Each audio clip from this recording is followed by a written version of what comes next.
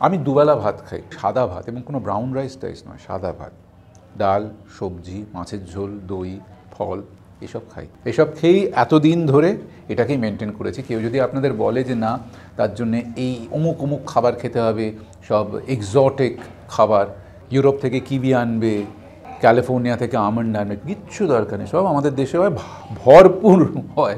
কিছু খাবার আছে হেলথ ফুড, কিছু খাবার আছে টেস্ট ফুড।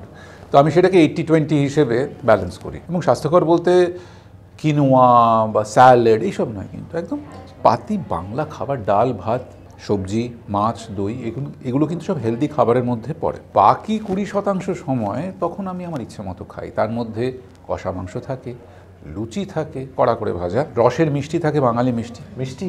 তুমি যদি তোমার ক্যালোরি ইনটেকটাকে ম্যানেজ করো, তাহলে এগুলো বড় কোনো ব্যাপার নয়। ফলো করুন আনন্দবাজার অনলাইন।